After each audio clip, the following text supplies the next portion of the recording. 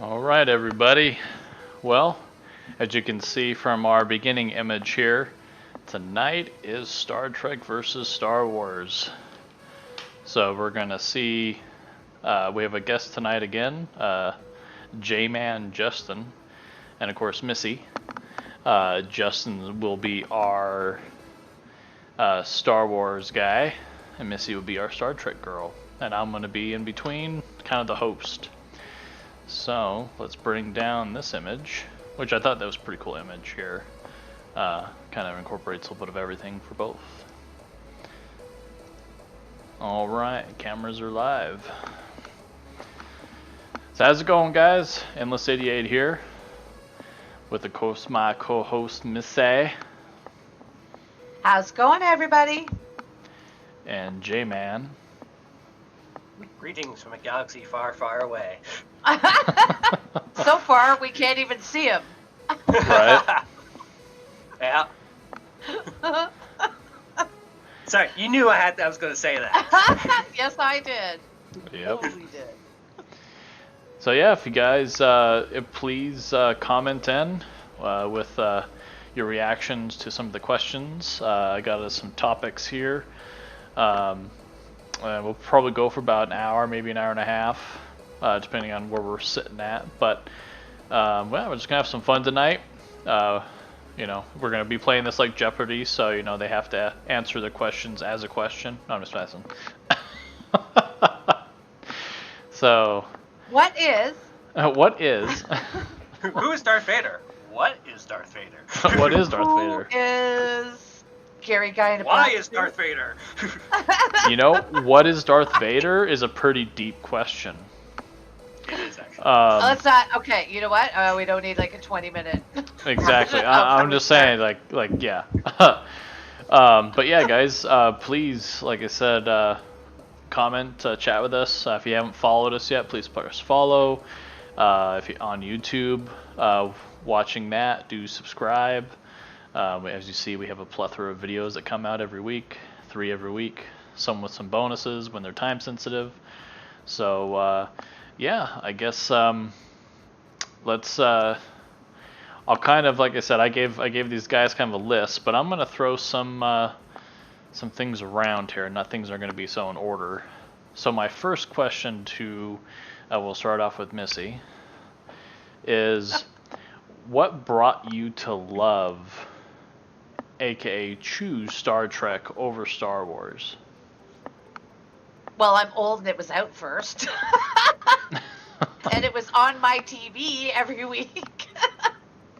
The original version, yes, with the William Shatner is Captain James Tiberius Kirk. So, yeah, I mean, that was kind of like my first exposure to space shows was Star Trek, because it was on TV.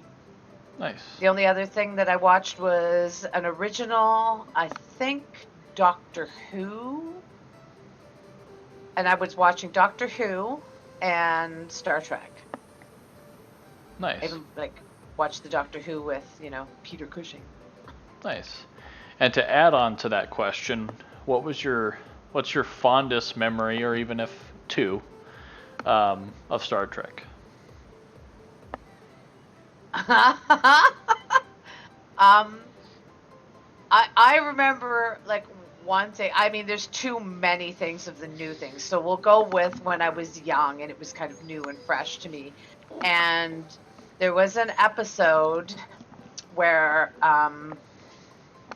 Kirk and Bones and Spock were down on this planet, and the flowers were affecting them emotionally. And, you know, Spock never smiled, never did anything, and he was happy and laughing and was falling in love with a girl on the planet.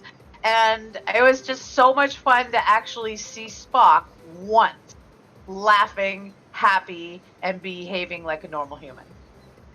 And that always, like, really sticks out in my mind.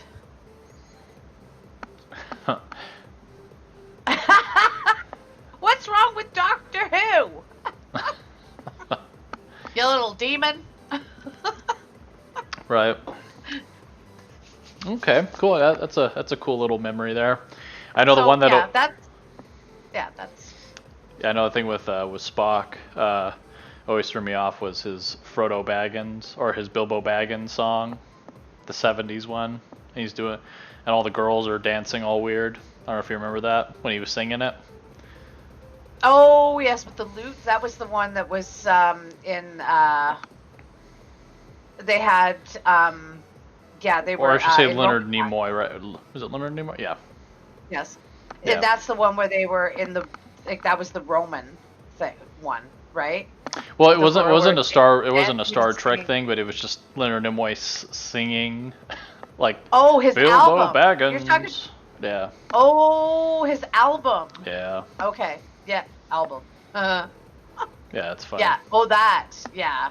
Okay. No, because he did sing. Remember, there was that episode on that planet. It was like the Romans in the original one, and he had a lute, and he was playing and singing Oh, because okay. they were forcing them. Remember, they were mind controlling them, and Uhura had to, you know, was sexy dancing with Kirk and all that because they were being mind controlled like puppets for, Caesar's show. So, yeah, and that's what I thought you were referencing. But. Oh, okay. No worries. All right, Justin. Okay. So, what brought you to love, or just to Star Wars? Yeah. Well, like Missy, although I'm not that old, I did see Star Thanks, Trek Justin. first. What? No, I'm not You that said it, old. not me. No, I didn't. You I- said that. I did see Star Trek first, but when I saw Star Wars, it was just something about just a young farmer out in the middle of nowhere being called Hero's Journey and all. Just something about that storyline just really resonated, and then all the expanded universe stuff that always added to it and everything. So I got into it. I do enjoy Star Trek. Don't get me wrong. I love Star Trek, but Star Wars just, I don't know. There's something about it that I hold more dear because there's something for everybody, but yet it's not limited to. I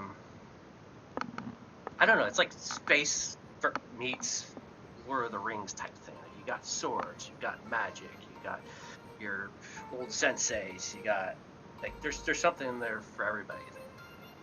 Westerns, cowboys, all the other stuff, and yeah, and it's said just the whole hero's journey and going through it all, and you got people you look up to.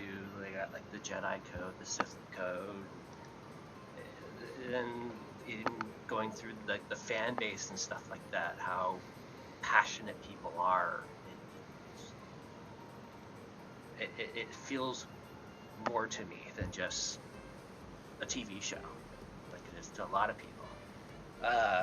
As for fondest memories, lots. But I think when to choose. I think the recent one. Spoilers if anybody hasn't seen The Mandalorian. Me? But oh crap! That's I okay. can't Go say ahead. that one then. Yeah, Okay. you can. Go ahead. I'll probably never see it. Oh, you will. I will make sure you see it. I'm waiting for it to come out on DVD. But DVD. What is But this, when- early 2000s? when the Dark Troopers were trying to smash in to get Grogu, and you see the X-wing come in, and you see the cloaked figure come out and stuff like that. I follow a lot of the political stuff with Star Wars too, because it's a little bit politicized right now, and it's kind of frustrating because it does hurt some of those stuff. But when you saw him come out and stuff, in the back of my mind, I'm like, that's Luke Skywalker.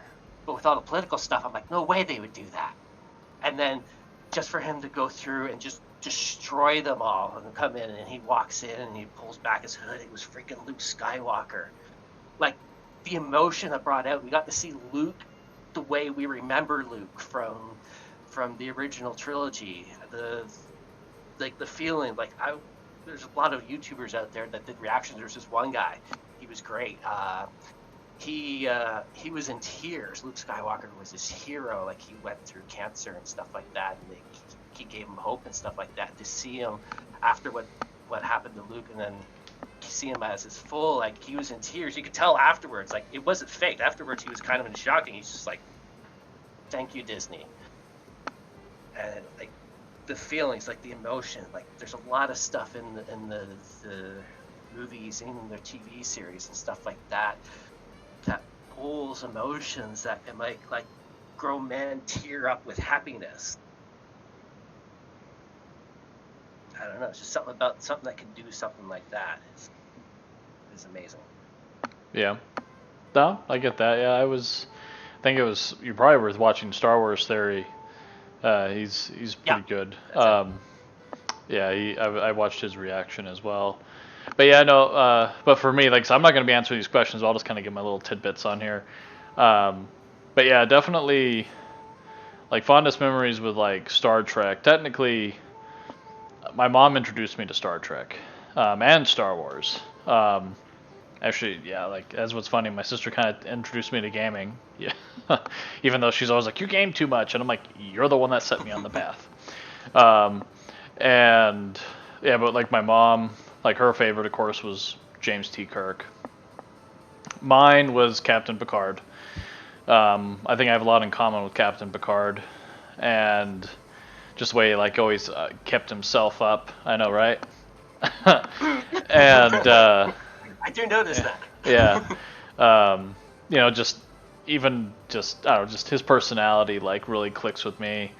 I'm not saying that Janeway or Cisco was kind of a little bit, you know, when he was serious, he was okay, but then he could explode with, like, character, and it threw me off. Janeway, I never really connected with her, just because she always seemed like she always had a headache and was always kind of mad. So Janeway. Yeah. She's my second favorite. Well, I don't know. I really like Michael Burnham. Yeah. So, but yeah, but with Star Wars, yeah, like I said, as you asked me earlier, which one I was kind of thinking about is, you know, Star Trek gives me that, like, you know, it kind of gives me, like, and I think for anybody for that matter, it gives you, it's kind of almost the adult show versus, and even George Lucas has said that Star Wars was made for 12-year-olds. And Star Trek, if you look at the things they talk about, I mean, just even the language they use. Like I said, I'm watching Deep Space Nine now, going through it again, and there are things where it's just like, if you're not mature, you ain't getting it. You know, or you shouldn't be getting it. There's a lot of things with Star Trek that Star Wars does not touch. But anyways, I'm gonna spin the wheel on this, and we're gonna go. Okay, hold on one sec. What? I'm going to reply to Demon about the weeping angels, by the way. Yeah, go ahead. My little demon, you don't need anything more to give you nightmares. That's all I got to say about that. Okay. That's funny. All right, so spin the wheel here. Well, let's see. Here, Justin, 1 through 7. Give me a number. I mean, 1 through 7. 1 through 7. Give me a number. 7. 7. Okay. Well, that's actually kind of a big one. Okay.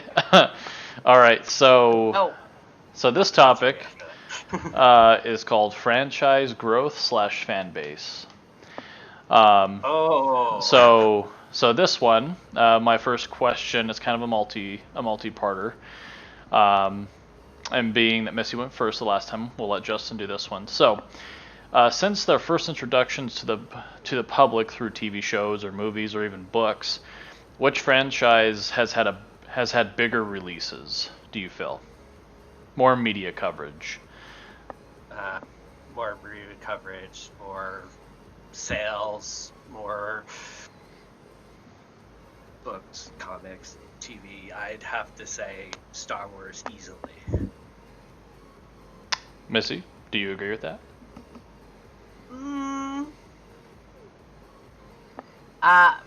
Well, I'm not really well versed on the Star Wars end of it, but I know that Star Trek has its own conventions. It's not part of anything else. It just has Star Wars conventions. People actually speak Klingon. You can go to school and learn how to speak Klingon. Like, it's got a die-hard, humongous fan base.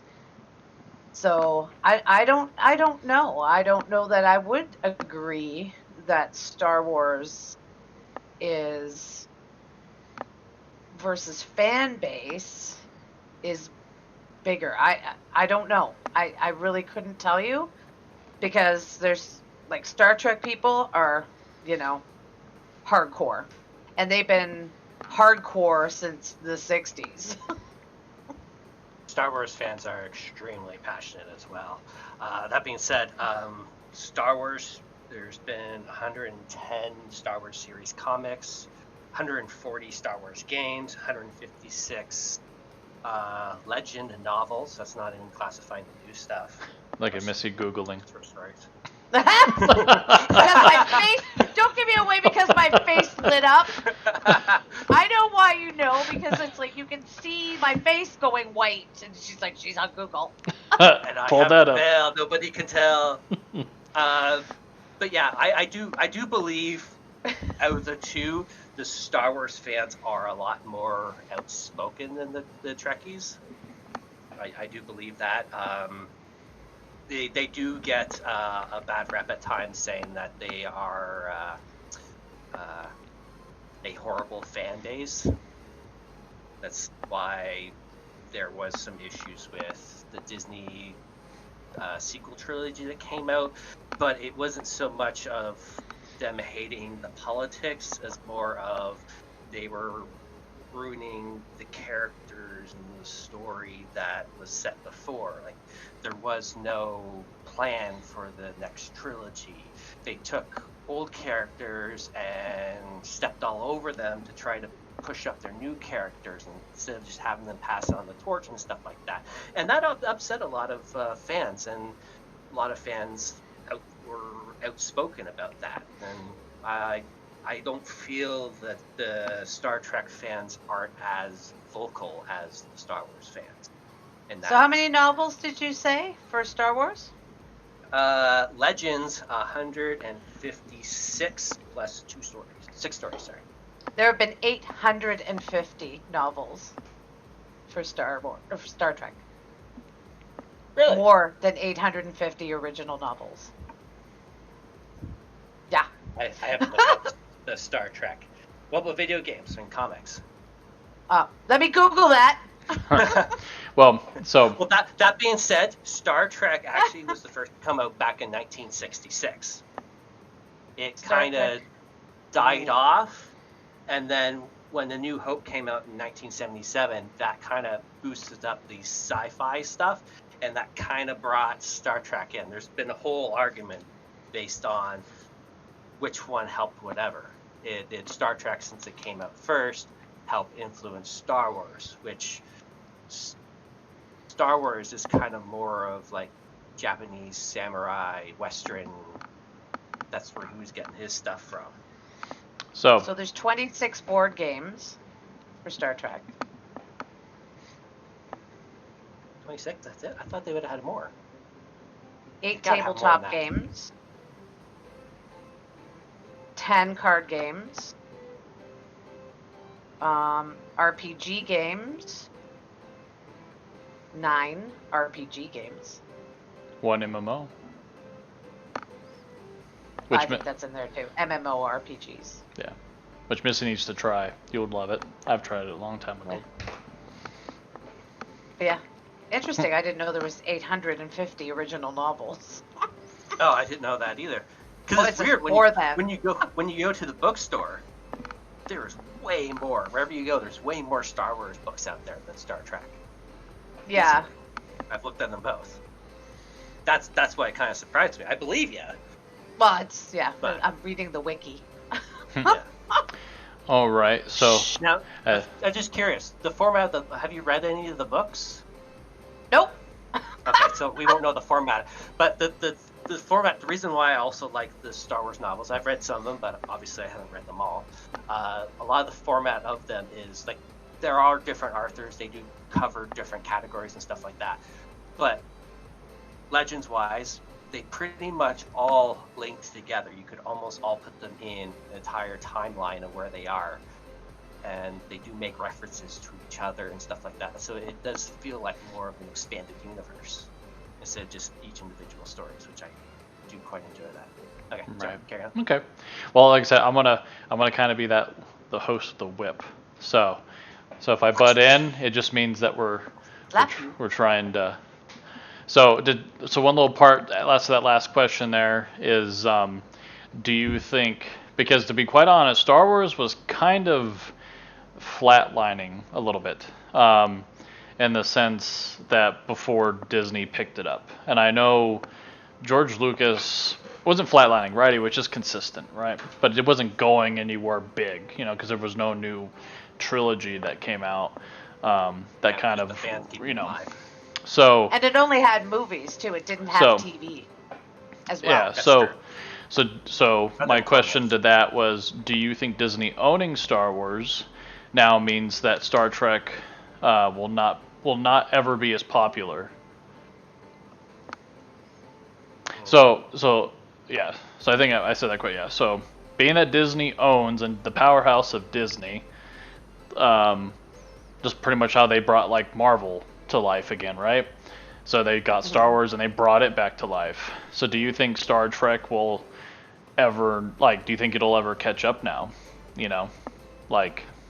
Or do you think Go ahead.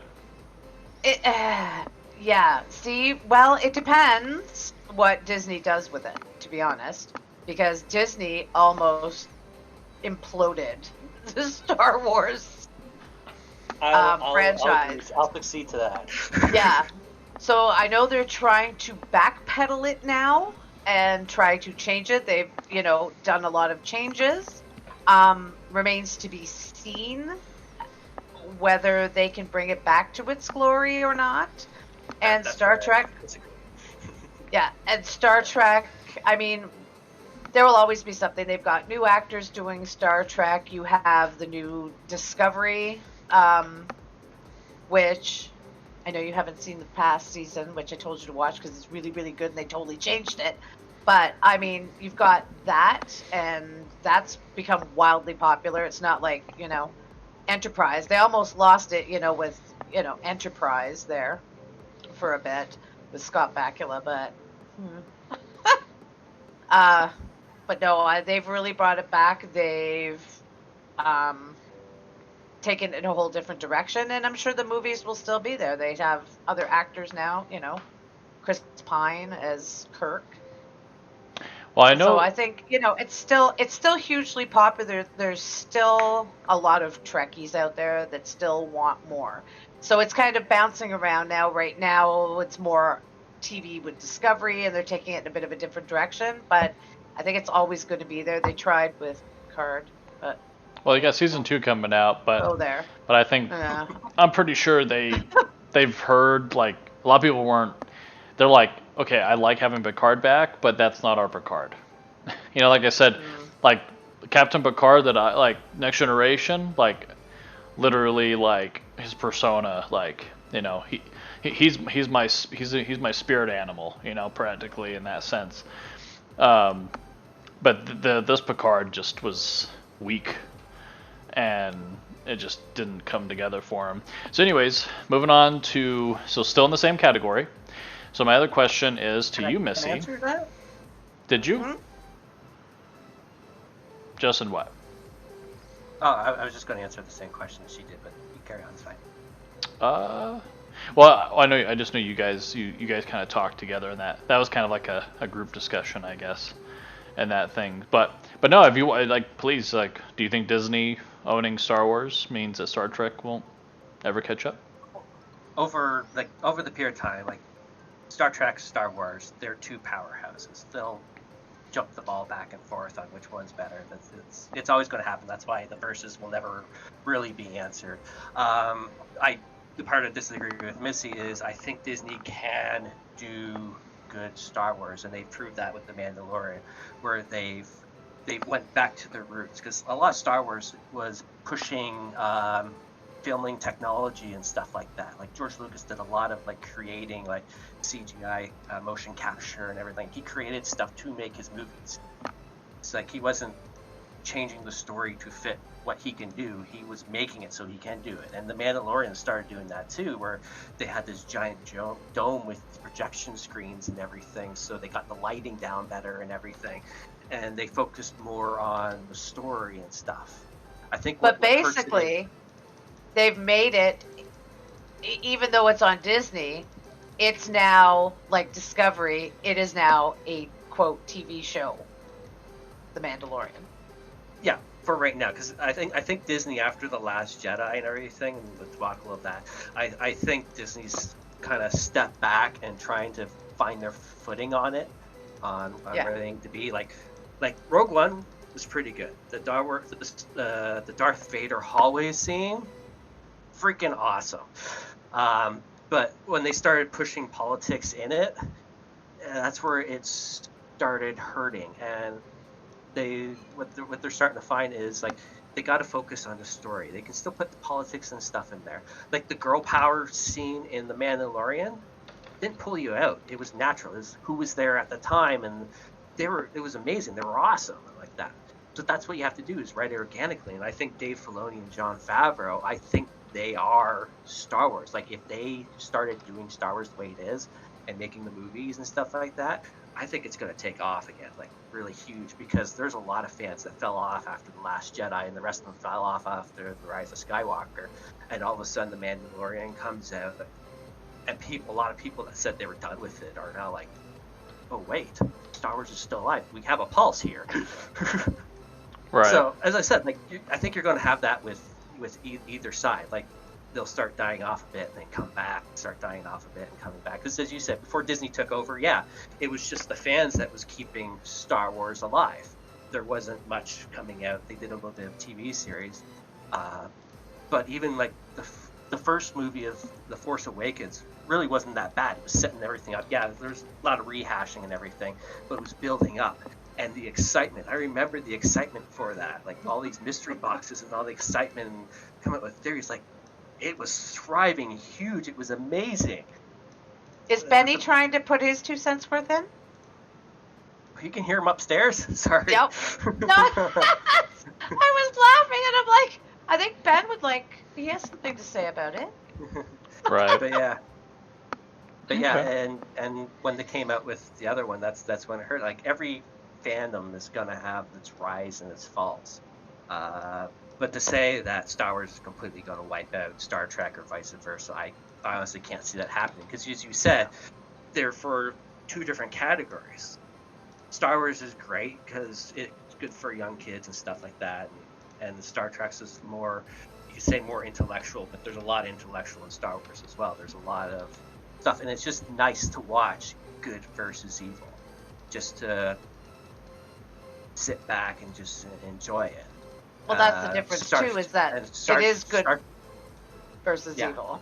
It's different. Star Trek is more of it's an idealized version of what we could be, which is great, and that's where you get to the more thought process. It's less battling with lightsabers, obviously. No lightsabers, obviously, but less. Well, it's not good versus evil. It's exploration. It's more intellectual. Stuff that they have to figure out and stuff like that. So for a kid, it's kind of boring, but for an adult, it's there's stimulating. Definitely good versus evil in Star Trek, especially in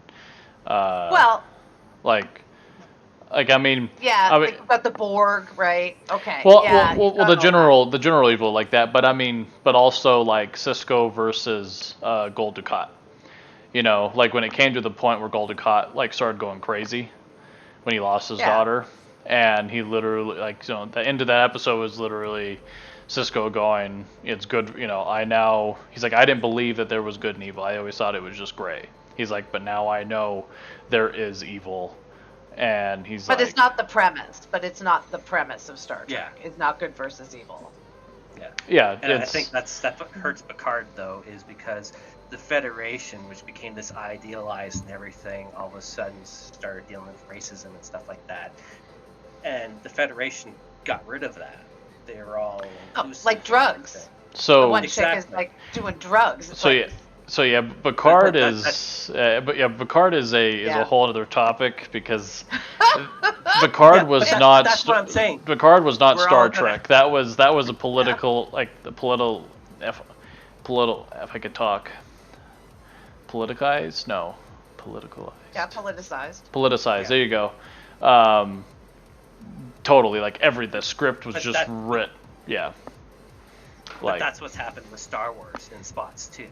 Well, that's like, why Rise of- the sequels failed, was because they politicized. I can't talk tonight. Yeah. Like when you just randomly give, and Disney's been pretty bad about this. Even little off was like Mulan, like she's just amazing at everything. It's like, yeah, that's just because. Yeah. There's a lot of little PC crap that Disney's been pulling, and it's messing up things. But anyways, so moving on. So part B on this topic is, and we'll go to Justin. No. Yeah, Justin this time.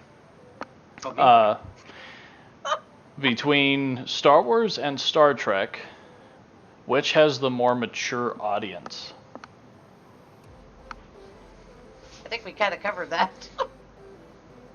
Well, I think we did in passing, but I mean, in the sense, we can move on to the next one. Like I said, I still got. Well, it's a little hard because Missy's more in the Star Trek fandom, so she knows more about that. I'm more in the Star Wars fandom, and there is a lot of maturity in the Star Wars fandom. Even with the stuff coming in from The Last Jedi and stuff, there was still some maturity handling it as well. But well, I mean, I'm just saying, just like as a big picture. I mean, talking about like Star Wars has a crap ton of toys. There's a lot of things that are directed at children. Yeah, well, I haven't seen a phaser, a Star Trek phaser at a Walmart for years. Like, I did when I was younger. Yeah. Well, okay, so if you look at a Star Trek convention, those people are older. Yeah. They are not a young crowd. They are an older crowd. Yeah. Whereas, the Star Wars fans are definitely a lot younger than Star Trek fans. Yeah. There are old fans too, but yeah. And I think Disney actually has a huge play in that. Yeah. Like, especially now. Yeah. Yeah. Okay. So part C to this then, we'll go to you, Missy. Do you think Star Wars or Star Trek, I guess we'll do Star Trek, is in a good place, or do you think they need to relook at the drawing board, or go back to their roots, or come up with something completely new? I know we've had this conversation before. Yeah, they have come up with something. Discovery is something fresh. It is new. And I know as much as you hated the Klingons in it. Those aren't Klingons. Those are some other aliens. Okay, they were Klingons. Okay, they have just...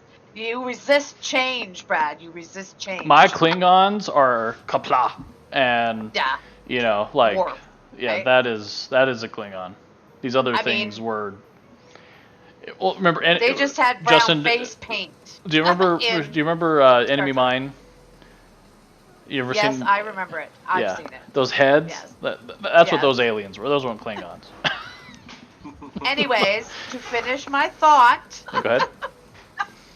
They have taken it, the last one they did prior to that was Enterprise, and Enterprise flopped, pretty much. I heard a lot of people were going back to it, though, and they're actually saying that it's good.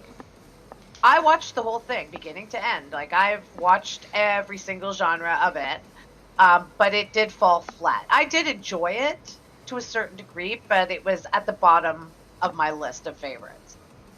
So Discovery now is bringing and breathing new life into the series, and I think they have done a phenomenal job with it. I absolutely love it, especially this past season.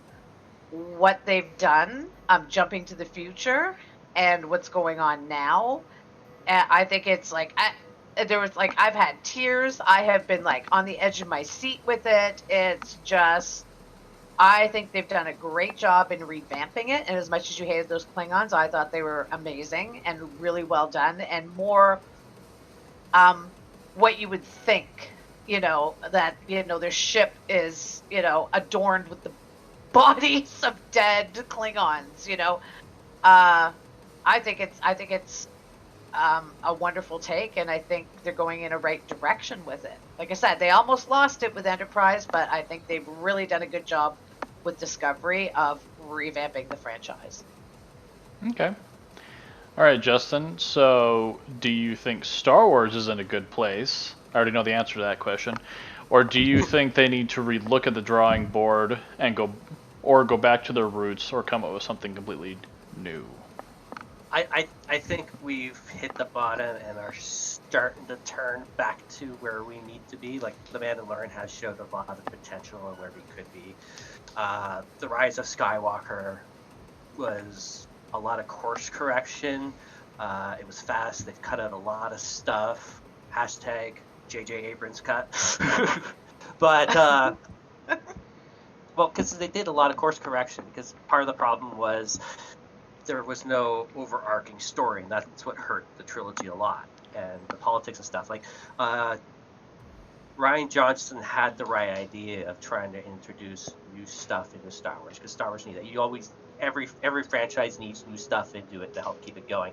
The problem is he took the old toys and say, okay, this Luke Skywalker is now Jake Skywalker, and he acts differently than actual Luke Skywalker, and that's what hurted it. If, like, say, Luke Skywalker wasn't Luke Skywalker, they just created a new character for that, less people would be upset. There's a lot of stuff in there that they were pushing for politics. He should have focused more on the story he was wanting to tell. If he didn't want to use the characters, then just don't use them. You can mention them or whatever. That's what hurted it. But as I said, when you come to The Mandalorian now, which is the newest Star Wars stuff, they've gone back to the roots of, again, as I said before, like creating new technology for the movies. They've gone back to the old ways and referring and keeping characters true to who they are, and then moving the story forward to that. So yeah, I think if, again, I love Dave Filoni and Jon Favreau. They've done amazing stuff. Dave Filoni's done the Clone Wars and Rebels, and he's done amazing stuff like that. He created Ahsoka Tano, which is now like a lot of people's favorite character. When he first created it, like, she's annoying and everybody hated her, but now she's like everybody's favorite character, and it's great when you see her pop up in the Rebels again and in the Mandalorian. Like, it gives you feelings now, and you've got Jon Favreau, which did like the Marvel Cinematic Universe and everything. He kept things tied together. Like, these are fans writing for it, and that's what every franchise needs, is actual fans that are going to try to keep characters true, stories true. Yes, you need to breathe life into it and put new stuff into it, but you can't step on the old. And I think that's where they're starting to go now. And I think, like, if they continue on the direction using those two guys, I think we're going to see some amazing Star Wars. So what you're saying is Disney should have kept George Lucas's script that he already had written for the last 3 movies, instead of going their own way after they signed the check? Yeah, that was... Yeah. I get what happened there, because they told George Lucas, saying, like, they bought his script, and then he said, we're not obligated to use this, but they implied that they're going to use it. So that was kind of underhanded what... I forget the guy's name, did to him on that. I have no clue what George Lucas wrote. I did. I can tell you one time. I've heard a few theories. I have nothing, like, until I actually see the script. This is what he wrote. Like, George Lucas literally said this is what he wrote. Yep. But I think he again has the overarching story, and Star Wars needs that. His characters would have been the same. You would have an overarching over the timeline. I know there was some stuff he wanted to do with the wills and stuff like that. That was supposed to be in there. Like, I honestly think that would have been I'll have to tell you after this, or maybe you and me will just have to do a show and we'll go over that. Yeah, you two can have at that one. Right. Because I know Star Wars Theory put one out there, and there was somebody else that put one out there that was a little bit different, but it did sound better than what we got. Well, the one that I would talk about just real quick was it was off of Star Wars Theory, and it was him reading the book. It was like the Bible of Star Wars, and it was George Lucas actually telling you what the story would have been. Yeah. So, oh, thank you, Chris, for resubscribing, paying yourself.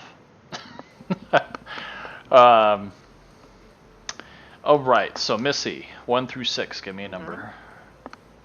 4. 4. Oh, right. Well, this one should be pretty fun. So 4 is technology. All right. So Missy, Difficult it is.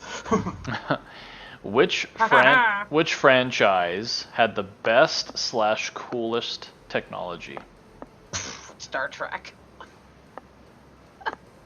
Now, We got coolest that best? Well, best well- / coolest. So I'm not talking about, you know, because like we've always seen those videos, right, of them battling each other. Right.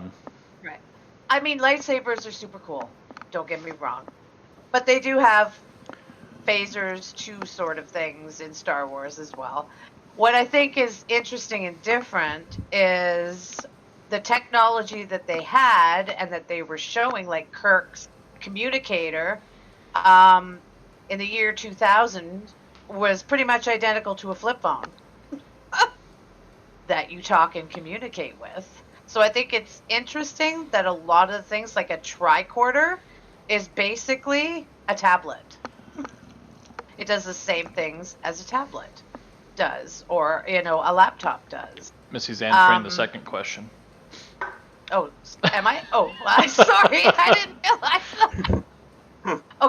Okay. So, all right. Cooler. Who has cooler weapons? Well, like like the best, coolest technology. Like what ships do you like? You know, like do you think that like you know? I don't know. They're 2 different. I love my, you know. I love the ships in Star Trek. I really do. But then I can't say that I don't love the Star Wars ones too. They're different. I mean, come on. The Death Star is pretty cool. When have you ever seen something that looks like a planet, right? As a ship. So, yeah, I'd say they both have like cool things. Like a phaser shoots out like you know, it lights up like a lightsaber. It's kind of similar, I would say. Looks like we got the golden feather don't just know. rated us. Woohoo! 27 viewers, guys. Hey guys! Welcome. Welcome and hello. Oh, thank you for the follows. Any of those follows Hey, are definitely horrendous. appreciated. Oh, hi, Vertec. I'm pretty sure Vertec would actually probably like to talk about this. Yeah, probably. So, yeah, so as far as who's got the coolest, I guess there's a part 2 to this question. I would say they both... Hello! Hey, Tavern Side. So I would say they both have unique weapons, unique ships. I wouldn't really want to, like, physically choose between the two because they both have very interesting yet different technologies.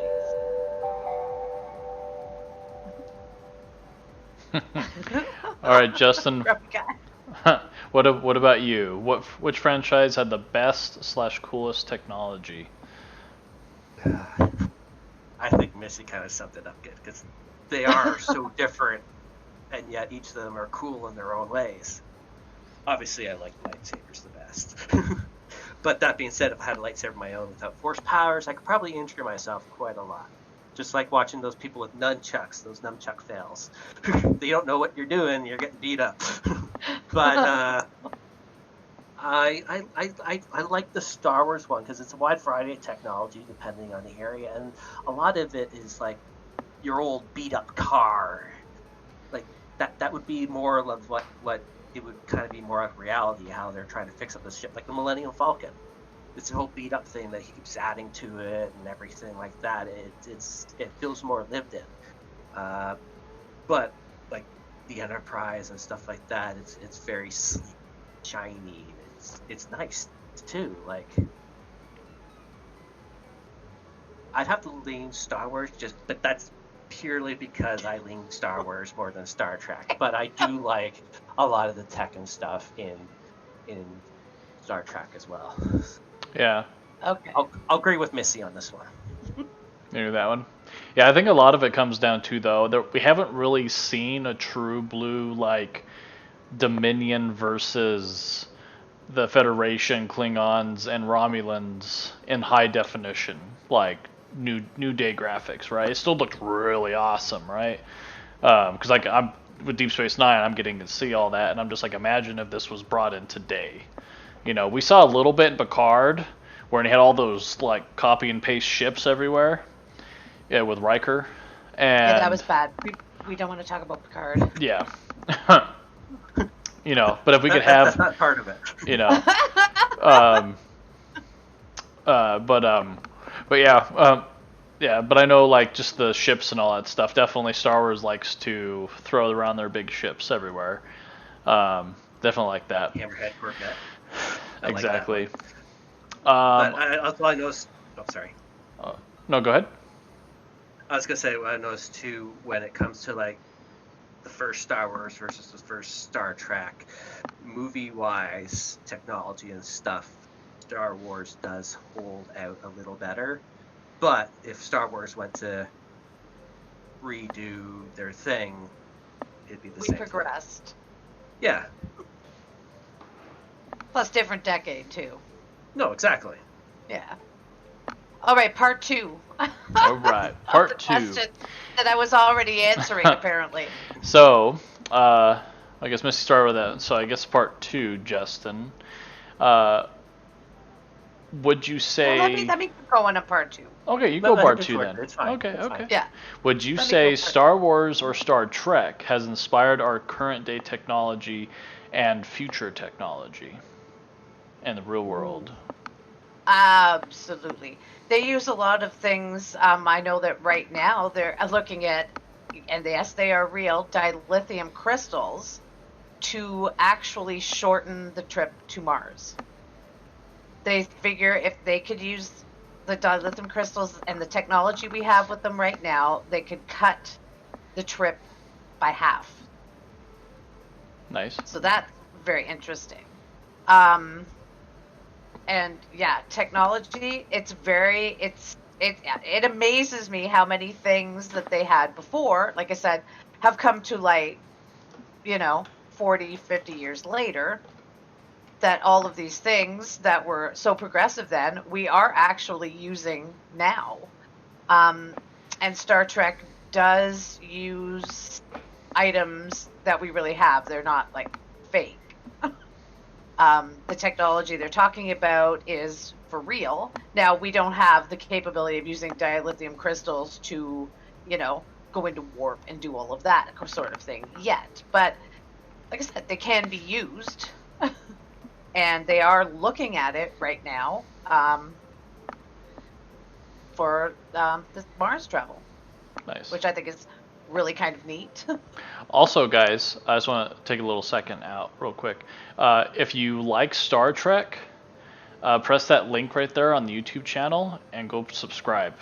If you like Star Wars, you could click on that same link and go press subscribe on that YouTube channel as well. So either way, They'll see. It's a race. It's a competition. Leave a comment while you're at it. And leave a comment. Yes, definitely comment on everything. That algorithm needs to be fed.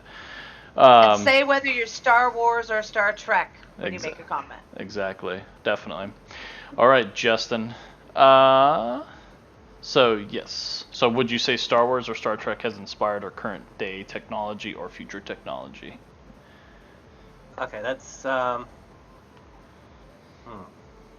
to figure out how to word this. Inspired Star Trek, I said, to an extent, but Star Wars itself has actually pushed and created new technologies to create the movies. Like, again, I was mentioning over how Star Wars created motion capture with Jar Jar Binks. That didn't exist before then, so it created it. There is some stuff like segues where kind of pushed towards from Star Wars. I've actually got a book, which unfortunately I haven't got a chance to read yet. It's Star Wars, where the science meets imagination. And there's a lot of stuff in there that's showing like where Star Wars is and how stuff's coming towards meeting where that is. I honestly, I think they both do a lot. Like Missy's right, there's a lot of stuff that we're there now with, like the tablets and the phones and stuff like that.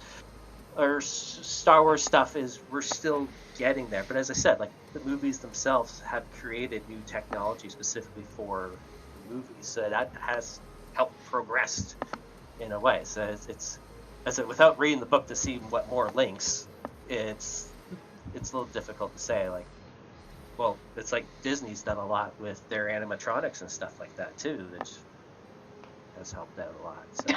Right. Jar Jar the Sith Lord. Oh God. That's funny. I am curious if Jar Jar was more well received. I was curious what George Lucas had planned for him, because he said before that Jar Jar is the key to everything. So Darth Jar Jar actually might be a thing. Darth Jar Jar could have been like Palpatine's master. Well, he probably meant the key to everything because it was Jar Jar that gave the Emperor the ability to take over, if he was meaning in that sense. Because he was the one that was like, I propose. But you know. But Jar Jar was supposed to have a bigger role in Star Wars. Yeah. But like, everybody hated him. There's been a lot of theories. Like if you go back and watch it after you listen to some of these theories, you'll notice like some of his bumbling and stuff seemed a little too accurate. It's almost as if he was playing stupid and then like saving himself at times with acting stupid. So it would have been interesting to see where that would have gone. Right. I still like the stuff that we got. As I said, like Jar Jar should have got more attention because, as I said, they created motion capture. There's a lot of stuff, even like in Lord of the Rings, you got Smaug was all done with motion capture. Like there's been a lot of stuff done motion capture, which has helped create CGI to move and be more organic and stuff, and has helped out with that too. So like big props to George Lucas for pushing beyond what's available to him and create it to move his story along better. Like, definitely. Okay, so Justin, I need a number between 1 and 6, but of course 4 is taken up. 3. 3.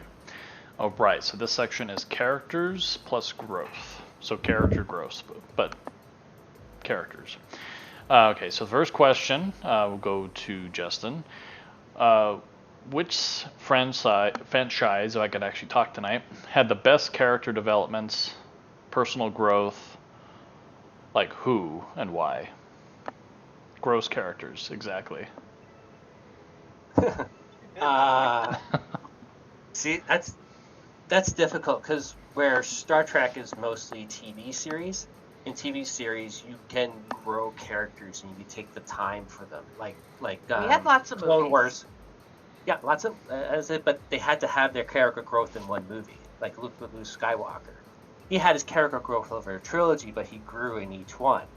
I don't count The Last Jedi because that's character assassination, not character growth. But like Ahsoka Tano, like she went from, in the Clone Wars animated series, she went from this annoying, oh, I'm awesome type thing, but she wasn't, and she's learned to grow, and now she's like a huge fan favorite. Luke Skywalker was kind of like his dad, where he was kind of whiny, like, why do I have to do this type thing? But as he grew, he kind of came into a similar part that his dad did, but where his dad went to the dark side, he fought against it. And like with Anakin, this is why I like the fact that George Lucas did the original trilogy, and then because the tech wasn't even close to where he wanted to do the prequels, I like the fact that it was done first, because you see Darth Vader, and then you go back and you can kind of see how he was slowly pushed towards the dark side. Like, it wasn't the Clone Wars kind of added to it. It wasn't just oh, I'm going to be evil one day. It was a slow decay of his beliefs and how compromises and stuff like that, and how it finally took him in that direction. So, and that's, sorry, go. I was saying, so a fun fact about that, that I got from George Lucas's, I can't remember his actual name, but he's like the Padawan of George Lucas. That the song from Phantom Menace, Duel of the Fates, was actually about Anakin's fate. And because Darth Maul killed Qui-Gon, that was the point where Anakin's fate was decided to become evil. Because if Qui-Gon would have won, Anakin would have actually had the father figure that he would have needed to, and not the big brother figure with Obi-Wan Kenobi, and thus Anakin's Darth Vader fate was deemed back in the Phantom Menace when Darth Maul killed Qui-Gon. Yeah, I agree. I've heard some theories on what if Qui-Gon had lived, and yeah, I totally agree with that, because he would have been more of a father, because he was kind of to him right at the beginning, as where Obi-Wan was more of a brother, like, come on, let's go do this buds type thing, and everything. But yeah. Okay. Like I said, that just shows like the little, tiny little thing. Well, not tiny, but a little thing. Like, how do I word this? How one thing can change the direction a character can go. Like, right. If say they weren't able to hide the twins, the whole series would have been different. Because he wouldn't have grown up with his aunt and uncle. He would have grew up with his dad, and his dad, with his compromised views on everything, would have turned him the opposite direction. Like, even when Luke Skywalker, like when he got his hand chopped off by his dad and fell down on Cloud City there, Bespin, he was like down on the bottom. He was saying like, Ben, why didn't you tell me type thing. Like, that was his changing point there, because everything he thought he knew was upside down after finding out that Darth Vader was his dad, and that was his tipping point, as where he decided that he's still going to stay to the good side and try to save his dad. That could have very easily gone either way. Like, he could have wanted to try to kill his dad, which in turn would have led him down to the dark side anyhow. Or he could have tried to join his dad, which would lead him down to the dark side. Like, little tiny decisions make big impacts over a long period of time, and Star Wars is very good for showing how that could happen. It's right down into like the Jedi codes and philosophies, which I know we'll cover later, so I'm not going to mention anything about that now. But Okay. yeah, like, there's a lot of that stuff in there. Okay. All right, Missy. All right. Yep. So, Do you need the question again? yes, please. Okay. So I think I'm going to answer this a little differently. Okay. So, which franchise had the best character developments, personal growth, who and why? It doesn't have to be one person. It can be a couple people if you need it to be. Well, I'm going to bring this up because it's a little something different, is that Star Trek, being in the 60s, was one of the first shows to have a prominent female African-American woman in a primary role. It was the first time that they had ever done that on TV. They also had a Japanese man. They had Chekhov. They've always brought. They had Chakotay later on. You know, who was Native American. They were very good at growing and putting these people into positions that were equal. So their gender equality, their racial equality, everybody had their role, everybody was on an equal and level playing field, which was very groundbreaking for its day. So character development, I'm saying that's kind of like my take on it too, is that they really did show racial equality way before other people did.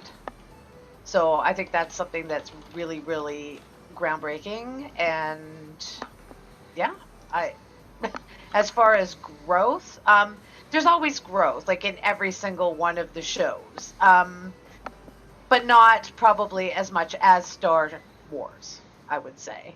They're more stories. Like you said, you're very into Deep Space right now. You know, Odo's growth from where he was, right?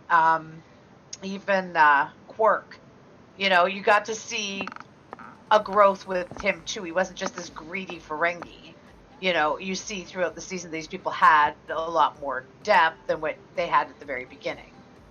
Data. But yep, Data. Data went from being a machine to becoming pretty much human. You know, even though he wasn't human, he became very much human. Yeah, like everybody's had their growth in Star Trek. There's always a lot of growth. But I think the racial equality thing was very groundbreaking for its day and continued to do so throughout the franchise. Definitely. Okay. And they did it organically, which was why it worked out so well. Yeah. Definitely. Yeah, when you can make people care about characters, that really helps too. All right, Justin. So who was your favorite character, or two, and why? Oh, there's so many. Two only. But I have a top three. Then make them quick. Well, Ahsoka Tano's a huge favorite of mine because I basically got to grow up with the character. I got to see how she was when she was younger, and I would like go to all the time, and yet the go-to doesn't always work. And I liked the dynamic she had with Anakin, where Anakin was trying to teach her the ways of the Jedi, but he was also kind of teaching how to like tweak it, like alter it a bit, so that way like he's following the rules, but he's like, people's lives matter, so it's just how we go about doing it is what you have to worry about. And I like the interaction between the two, just like I like the interaction between Obi-Wan and Anakin Skywalker. There was a brotherly thing. I like the comments and everything they make to each other when they're in battle and everything. I like Obi-Wan was one of my favorite characters before Ahsoka Tano showed up. Obi-Wan's still my favorite over Ahsoka, but Ahsoka's amazing too. But Obi-Wan's my good because he's you first see him and he's just this old guy, mystical powers and everything, and he sacrificed himself to save Luke, and he became powerful in the Force afterwards. And then you got to see him when he was younger, and Obi-Wan. I liked Obi-Wan because Obi-Wan, when he started out, he was not the strongest Force-sensitive person. He almost didn't even make it as the Jedi as you know him. He probably would have been put off towards the agricultural area and stuff like that because he wasn't really all that powerful.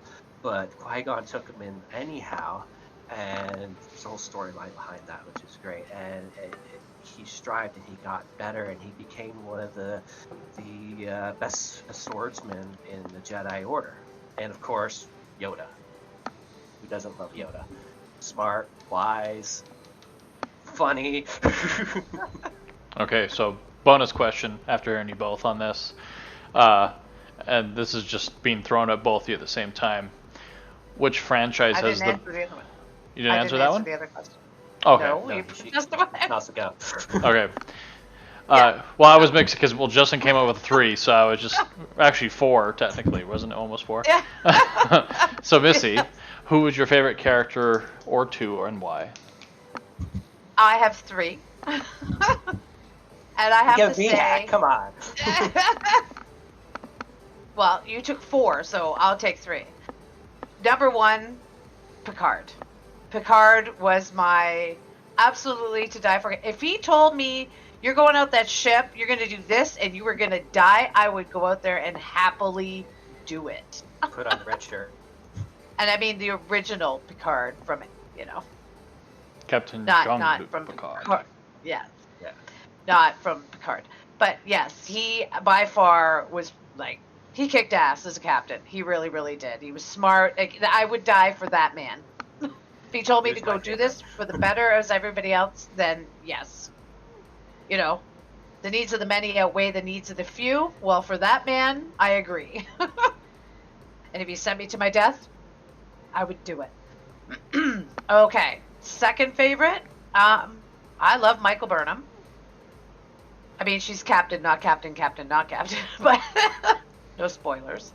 But I think she is great. She's smart. She's able. She also likes to buck the rules. But she does so because she sees a much bigger picture and she knows where she's going with this. So, she's another one that she said, we're going to do this. I'd be like, yep. And we're going to mutiny. Yep. I would trust her judgment wholeheartedly as a captain. And then the third for me, gotta be Janeway. I love Janeway. I know you think that she's like Miss Headache.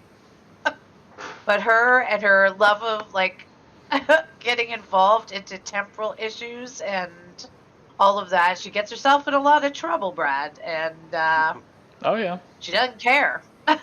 And she's a female captain, one of the first female captains, ballsy as hell.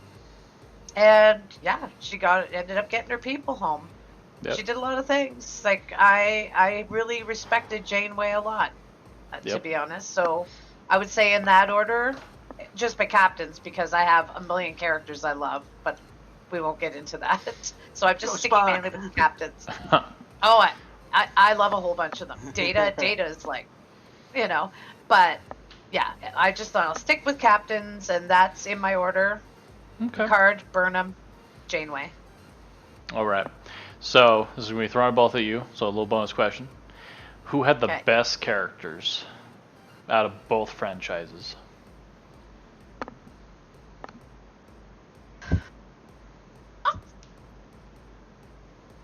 Well, they both cover different grounds in different areas. That does make it very difficult to answer that. But like Missy's going to say, because she's Star Trek, she's going to say Star Trek. I'm going to say Star Wars. Yeah.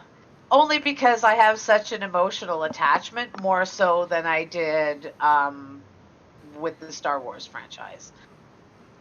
Okay. I love Star Wars, but it was, it was a movie that I would see once every couple of years. There'd be a movie, right? When it came out in, 75, 76, the first one? Right. I mean, I did see it 11 times. Okay. 77. 77. There you go. 76, 77.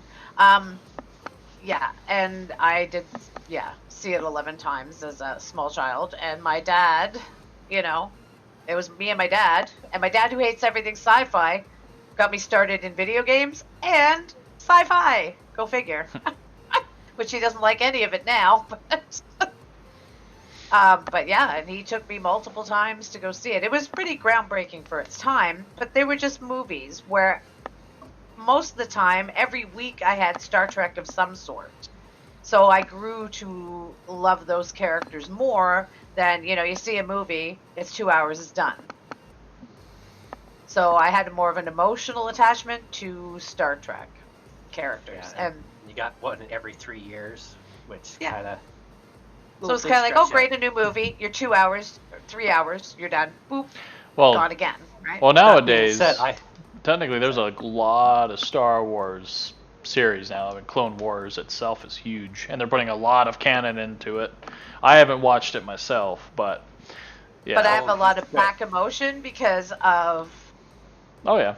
I'm just saying, like, won't Star say how Wars. many years. Star Wars now has that thing, but yeah. Now. For a kids show, Clone Wars actually does get pretty dark. I was surprised. It is really good. It does link a lot of stuff. Like, even though you know where the end story is, it still links a lot of stuff together. As I said, Ahsoka Tano is one of the great characters that came out of there. And then it turned into Rebels, and they brought in some Clone Wars characters. And now the Bad Batch is coming out May 4th, which is using characters from the Clone Wars. Like, that has got so popular, and it's done so well. Like, right at the beginning of the Clone Wars animated series, they were basically, because of money-wise, they were basically to create different characters. They just stuck heads on the same characters just to try to stretch it out to more characters. But like the build up to the technology and how depth they go in the stories, like it first started out as single stories, and then all of a sudden they start mapping out like groups of stories, like mini movies and stuff like that, and you get really invested in them. Like I get where Missy's saying, because like Star Wars, when Star Wars first came out, you got your movie, and then it's like 3 years later, and then you get another one. But Star Wars is an event. When your movies come out, it's an event. You go with your friends, you go with people, and like, even to sit in those movies and watch it, I've only ever been in a theater with that much emotion and passion when I've watched Marvel movies. Otherwise, I have never been in the theater to get the impact emotion that you do with Star Wars. Well, there is one, and it's just because I've had it. I mean, Star Wars are definitely there, but I think the biggest reaction I've ever actually had in a theater is for the Harry Potter movies. Those were pretty big.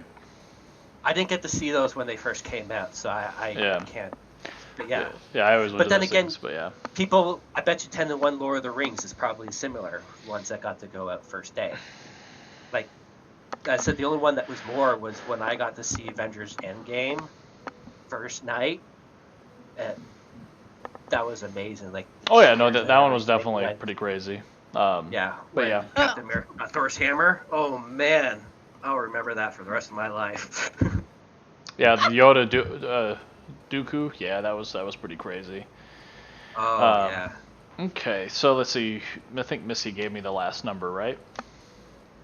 No, I did. I said 3. You said 3? Okay. You're just forgetting all about me over here, eh, Brad? You two little Star Wars nerds are just going at it and forget about the Star Trek girl over here. Well, I was trying to think in my head. I'm like, who is... He loves Star Trek. I'm converting him over here. No, he loves Star Wars more. He knows way more about that. Star Trek? No, I know both. I've seen them all. Yeah, I know, but you're more Star Wars. You don't know about that. The truth said. I don't know about that. Yeah. I involve myself in everything. Yes, I know. You're nipped into like the queue. All right, Missy. So, 1, 2, 5, or 6? 5. 5. All right. So this topic is philosophy/social impact. All right. So let's see. I think I'd start off with Missy last time. It's so Missy's. Is it Missy? No, it's Missy this time. Missy this time? Okay. Yeah, because she See? picked the number. See what I mean? Yeah. I got your back. I know. Yeah, See, yeah. Justin remembers me over here. All right. You're hard to forget. Well, apparently not for Brad. Well, let's see He's busy here. trying to keep everything coordinated. Well, it's also 3 in the morning okay, trying to we'll keep go it all with that. coordinated. So, but not. Keep Yeah, Justin later for you. coordinated. Yep. Okay, well, I think it's because Justin just like really just talks a lot, so I'm just like, oh, Justin. So I just. Yeah, He's think kind of of like you. Yep. That's why All you right. guys I need get to carried do away the at Star times. Wars thing. No, Yeah, it's good. It's good. Yeah. Okay, it's good. All right, so philosophy and social impact. So Missy kind of talked about a little bit of the second question on this one earlier. She likes to do that. So the first question, though, is which franchise did you find that dealt with morals more often and topics within its movies, TV shows, books, etc.? Oh, well, Star Trek, the Prime Directive, dealing with interplanetary species. I'm not getting involved. yeah, I would say definitely. Personally, I see a lot more in Star Trek. Whenever you're dealing with a new species, and every planet, like every week, they were dealing with prime directive issues and it was always a moral battle in that show as to, do we interfere, do we not interfere, do we guide them, do we allow them to have our technology? There was always some sort of moral dilemma and prime directive issue of not getting involved, and they would just come to the precipice of getting involved and have to draw back. And there was a lot of moral implications for things that they did in Star Trek.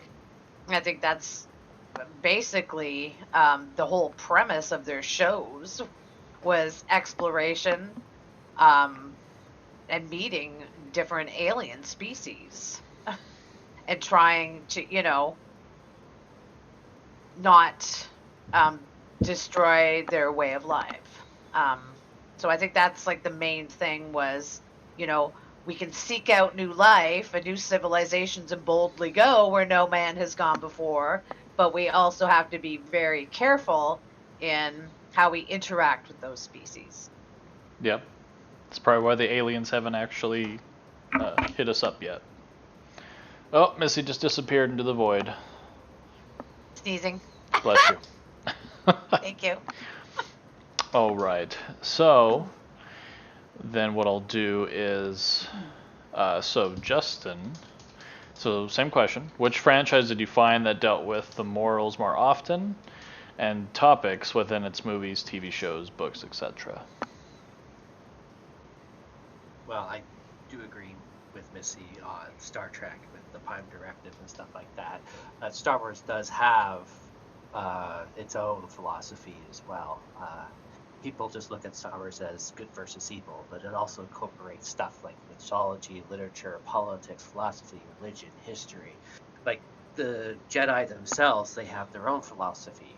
There's no emotion, there's peace, there's no ignorance, there's knowledge, there's no passion, there's serenity, there's no chaos, there's harmony, there is no So they're death, Vulcans. there's force. They're Vulcan. In a way. And actually, that code itself would read better if you stuck when at the beginning. So like, when there is no motion, there is peace. But they do stick to that, and that, like, I understand like how the bad guys use that to manipulate them to taking over. That's how Palpatine came into power. But that's why I said there's a lot of talk of gray Jedis, and they say that Qui-Gon was a gray Jedi, because there's always times where you have to kind of tweak a little bit, like still stick with your code, but still try to help out, even though, because a lot of stuff that hurt the Jedi was the fact that they were following the Republic and the rules of the Republic, and when the Sith became control of the Republic, they lost track of what their code actually was. Like the Sith have their own code. I'm not going to bother going through it, but passion, strength, power, victory, force. But that's a summary of it. But they have two very different ideologies, which is still linked together. That's why there's the idea of the gray Jedi. But the code itself is, like, Star Wars has actually branched off its own religion. I forget where, but it's actually a known religion now because of that. It's linked to Buddhism. There's a certain type of Buddhism, which George Lucas is. I heard the other day, and I forget now. But it's every TV show, every series is going to have some type of philosophy and code it tries to follow by, because the story itself is going to test that code, test what people believe in and stuff like that. And you're either going to fall apart from it, or you're going to get strengthened from it. And that's what happened to Anakin. He fell apart because he was getting frustrated because he couldn't do what he figured needed to be done to save people, and he slowly turned to the dark side because of that. But Anakin himself said it right, where he said, it's not what we do, it's how we do it. Like, if you go to kill somebody in anger, that's not the way to do it, because it's going to bring you down to the dark side. So, Right. but like Or Jedi, women. when they fight and everything, they try not to strike down their person in anger. Like, look at Obi-Wan. He could have easily walked up to Anakin after he defeated them and, you're dead. End. That's it. It's over for the Skywalkers. But, well, no, because they're still the kids. But he couldn't. And it was I don't know if it was the Jedi Code that stopped him from doing it, because he's now helpless, or it was just the Brotherhood, how close they got, why he couldn't do it. Like, he even said to Yoda, like, send me to kill the Emperor, because I can't do that to Anakin. So. Well, at least Obi-Wan wouldn't have fallen off the ship. So, anyways, so Missy, and like I said, you've already kind of talked about this a little bit, but so kind of one question, but it's in two parts. So, so which franchise has had a bigger impact on society throughout the years? Which pushed the envelope on social issues, maybe actually made real-life changes in society? Yeah, Missy kind of covered a bit of that. I was gonna say, yeah, I kind of did. Well, she took character developments and actually put that as an actual real-life people developments. But yeah. Yeah. Yeah. So that it did help, progress women's rights movements.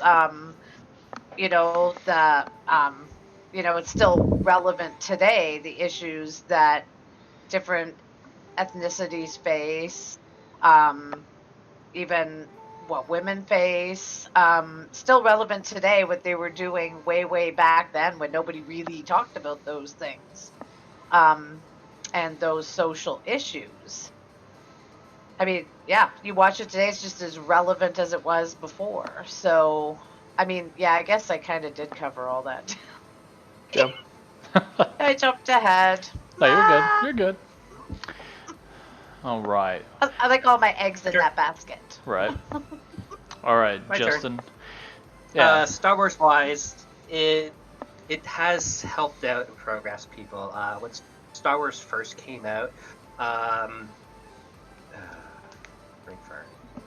it was during hard times, especially in the United States, and when it came out, it reevaluated the core values, and that there is evil out there and it needs to be defeated. Like I said, it does. In culture, Star Wars is everywhere. Like, there's not too many people that you could show a picture of Darth Vader and they'll be like, oh, who's that? Pretty much everybody knows who Darth Vader is.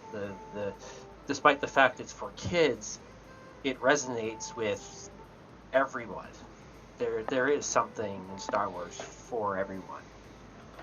And I think that's why it has spread and became so big. It gives people hope. As I said, like, it's helped me out. It's Star Wars theory. It helped him get through his cancer stuff. Like, everybody has stories where Star Wars has helped them through hard times. And as I said, Missy and I used to have lots of discussions with Star Wars and Star Trek. Well, I Stuff think like that. that's the reason why this show came about, is because I mentioned to Brad that you and I nerd fight about all this kind of stuff, and we would have these glorious discussions. Yeah, but what nerd, like, even Missy, like, what nerd wouldn't take, like, an empty roll of wrapping paper or a broomstick and instantly break out in lightsaber fights? Like, even Ewan McGregor, who destroyed quite a few of his fake lightsabers, they had a hard time trying to get him and Anakin to stop making the lightsaber sounds when they were fighting. Every kid loves doing that. Oh yeah. It's so Paper it's so towel rolls? easy. Yeah, it's so easy to put yourself in that world and be there, and fight the bad guys. They or even did be that the as a bad commercial guys. with those 2 little kids, right? And they're Yeah. actually just in their backyard, but you see them in, the Star Wars universe, right? Yeah. And then they're just actually in the backyard, the brother Yeah, and sister. was that the new Battlefront commercial, or I think that was. I don't remember, but I remember the commercial with it Yeah. was the I one thought it was boy for and the a one girl. product. I don't think it was for the movie. I think it was for a product of some sort. Well, Can't remember. Battlefront was a video game. I don't think it was for a video game. I don't think remember. it was an actual product. I can't remember. Look Either at way, this. Watch it was a this. freaking good commercial. Watch. I'm Googling it.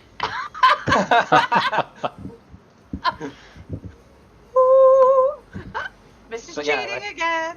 But as I said, like it's become a religion for some people. Like some people follow the Jedi code, and really, it's not a bad code to follow. Well, there is a Jedi religion, an actual church.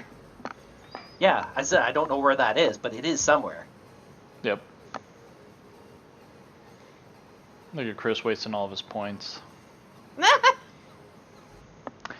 Alright, so... Justin. 1, Yes. 2, or 6?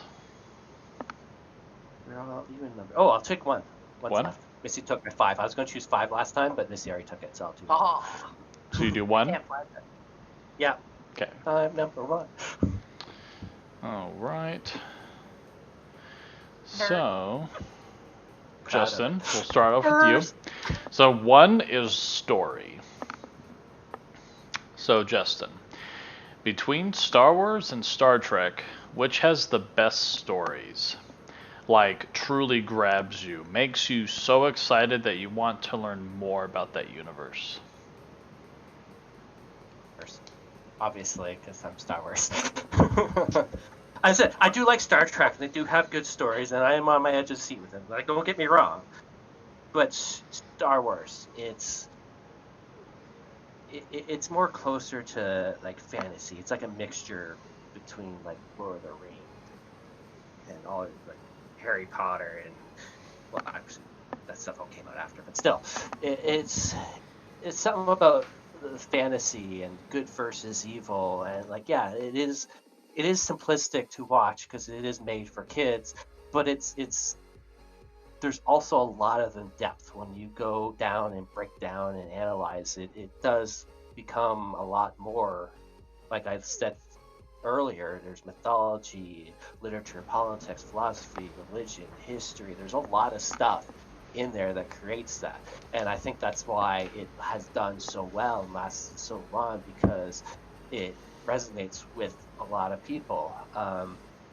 The hero's journey, which is the storyline that Star Wars follows, where you have this reluctant person that's kind of pushed into a situation and they meet a mentor and they kind of fail and the mentor ends up dying and then they end up going back into the battle and getting better. Like, the hero's journey is a core concept for, it's like one of the main ones for storytelling. And as I said, there's just something about it where everybody can be Luke Skywalker, because Luke Skywalker wasn't special. He was just a nobody, and he became who he is through going through trials and stuff like that. And we can all relate through that with our lives, because we're just regular people. We view ourselves regular people, and we hit trials and tribulations all the time. And through that, we become stronger people. We become more than what we are through that, and that's how come it's so relatable. Yep. Okay. All right, Missy. Oh, you remembered me. Oh yeah. Who are you? I don't know. So between Star Wars and Star Trek, which has the best stories? Like, truly grabs you and makes you so excited that you want to learn more about that universe? be in that universe? I can't say that I could actually choose one or the other. I think they both have their merits. I think they both, because to me, they are quite different, to be honest. You know, I love Trek, and I do actually relate a little bit more to the social aspects of Star Trek and societal issues and basically overall more mature concept of Star Trek. But I also do love the fantasy of Star Wars. I enjoy that. I love their storylines, their worlds, their politics. I don't really. I see them as being apples and oranges, but both have their merits. I enjoy them both, but like I said, I would have to go Star Trek just a little more. I mean, Star Wars is great. It's a fantasy. It's like watching, you know, anything like DC or Marvel or things like that to me. But Star Trek, like their social lines and their moral dilemmas, is something that I have to say I would relate to a little bit more. So I'm a little biased. All right, Justin. So part 2. So this is just kind of just a, you know, a little fun question. So what was your favorite movie and or TV show within Star Wars for you, and why?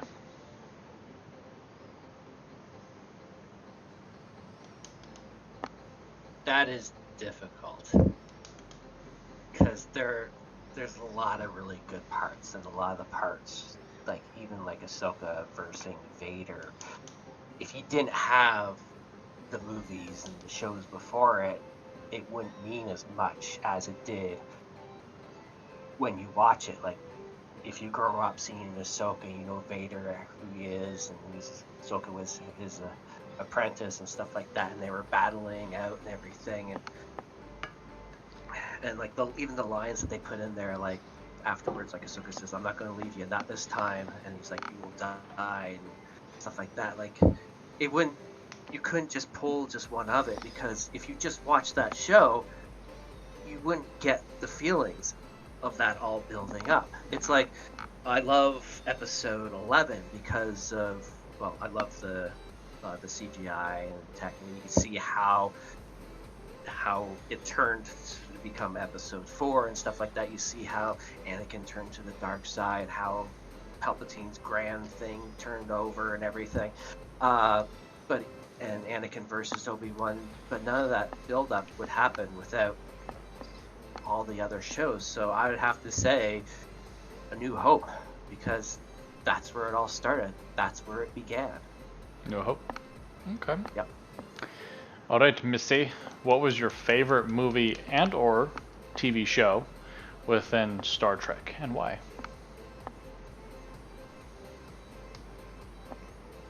Good question. I know. Oh, it's hard. I mean, the one that held me in its grips the most at the time was The Next Generation. I absolutely love that, because the only thing that had come before that was the original Star Trek, and then the movies with Kirk and everybody else, and then we come upon Picard, who's a completely polar opposite of James T. Kirk. We don't And count you that. have, yeah, it's just like, what? So it's the the next Last Jedi. Yeah, it's like, oh my god, who is this man? Oh my god, he's amazing. And then you had Riker. Riker was more like Kirk. they were, Riker and Kirk were a little more on the same kind of level, but Picard, yeah, no, that was amazing. And again, you had Deanna Troi, who was, you know, sitting there on the bridge most of the time.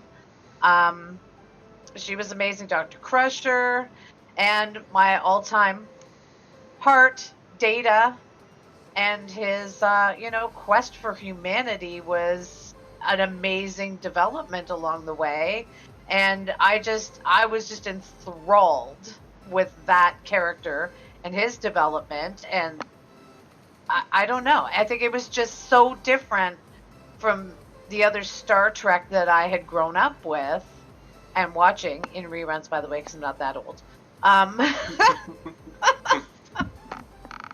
But it was my first. It was, I was watching it before The Next Generation, and here comes this totally revamped new concept with a strong, powerful captain, a captain that's not trying to bang every chick in the universe, Right.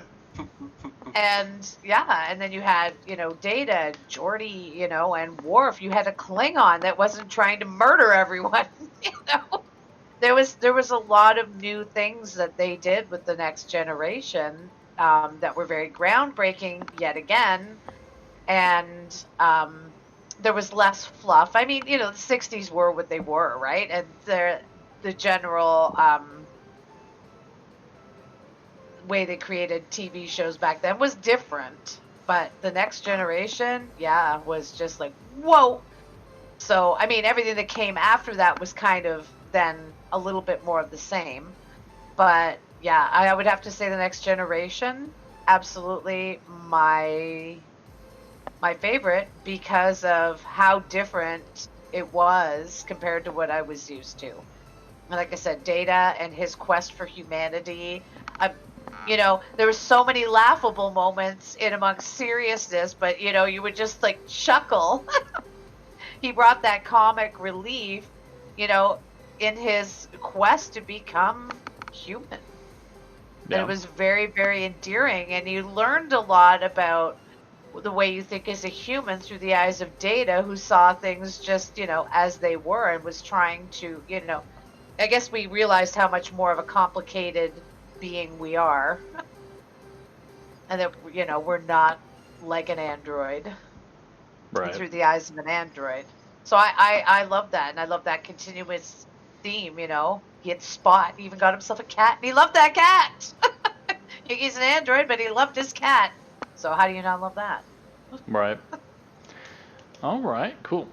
Well, to the next, we have 2 more.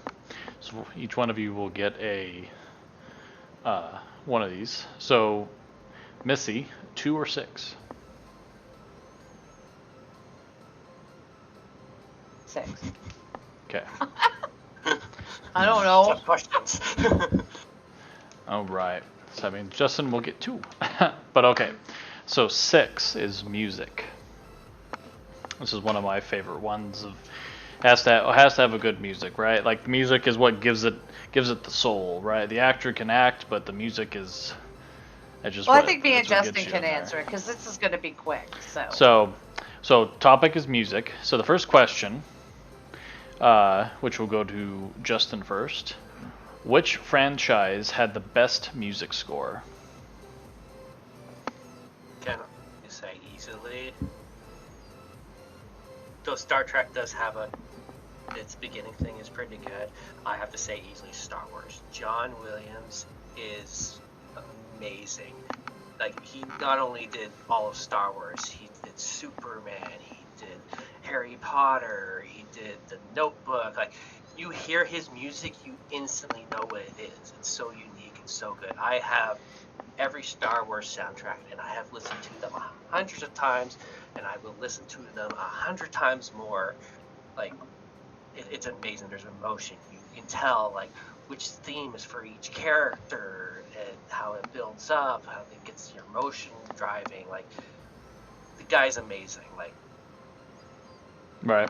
Well, to tack on that, because you've already mentioned a bunch of it, and then I'll just have Missy answer the same way. So the second question is, when you listen to Star Wars or Star Trek music, how does it make you feel? Inspired, excited, motivated, emotional? all the above. All his musics are that. Like, he's got music where it drives, it gives you a lot of energy. You got stuff that's calming. You got stuff that's sad. Like, the main things, like, even in the prequels, how I have issues with the prequels, the music is still there. The music is still good. it's still, it is, when you hear it, it's Star Wars. Even if you haven't heard that version yet, you know it's Star Wars. Just like the Superman theme song. Like, his stuff is so unique and so good. You instantly know what it is, and you can feel it. It gives great tone to it. It doesn't overpower it. Like, you can watch it and it gives you the feelings, but you don't really notice it's there. But when you pay attention, like, it is there. And that's how a good soundtrack should be. It should never overpower what you're listening to and pull you away. It should just add nuance to whatever emotion is during that. Cool. All right, Missy. So which franchise has the best music score? And when you listen to it, Star Wars or Star Trek music, how does it make you feel? Inspired, excited, motivated, emotional? Okay. So loath as I am to admit it, I have to admit that Star Wars has the better soundtrack. I mean, yes, Star Trek had an iconic opening theme, but it didn't really have that much of a soundtrack. It had their opening theme per I'm losing the word, not franchise. Not season. Wow.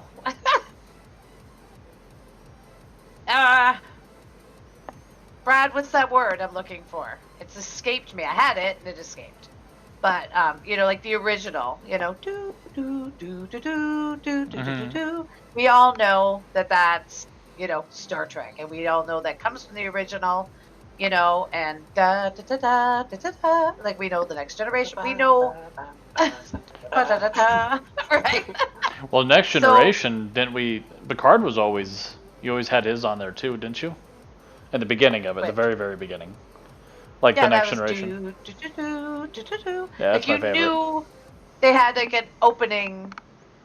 Like, they all had their own specific theme. We won't get into Faith of the Heart with Enterprise, which was completely lame and did not even match anything Star Warsy. That was.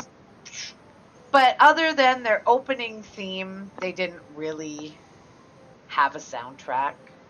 It was nondescript.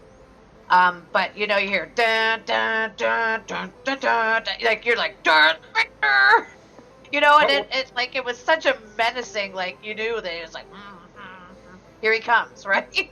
I think a large chunk of that is because of that shows as where there's are movies they could toss a lot more money and they can get John Williams. Like, if John Williams wrote stuff for Star Trek, like that's Star Wars advantages is John Williams, because he's so good. Yeah. But like, if they had they had good people too, for like good musicians for Star Trek and everything too, but it was just it's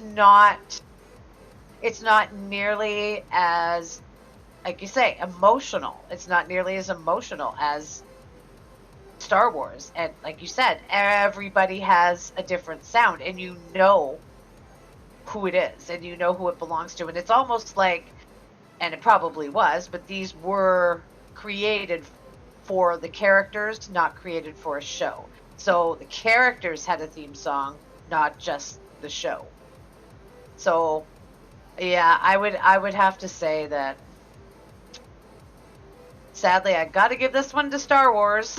Okay. So we're giving it to John Williams. Yeah. Or yes, John Williams. bucket list item, and yeah, I don't know if I'll be able to ever see him in concert again. Not again, but just forever, first time. But all right. So I was playing if I was going to do this one or not, because I kind of already know like the answer. I already know what you guys, but I don't know. We'll see. So this is our last topic. So realism versus fantasy. So I just have one question here, and it'll be Missy. So which franchise could be seen as more realistic while the other one more fantasy based, and why? Well, definitely Star Trek is more reality based and Star Wars is fantasy. it's funny because I had thought about this a couple of weeks ago, not even thinking of this topic, but I was thinking of Zaphram Cochrane.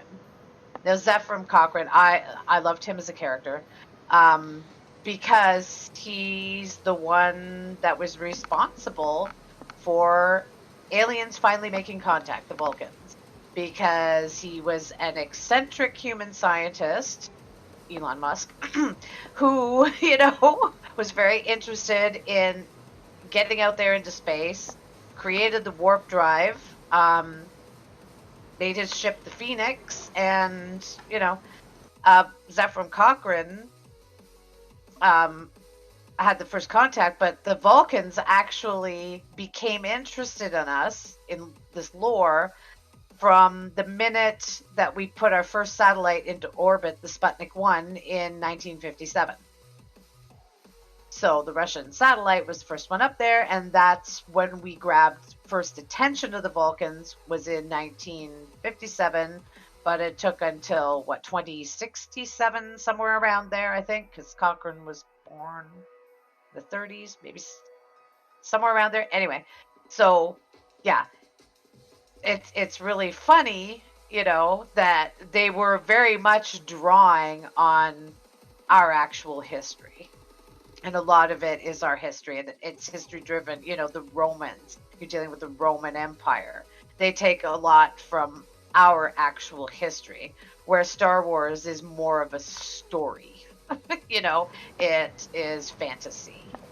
But, Yeah. by using actual technology that we have in Star Trek, actually using our elements, actually,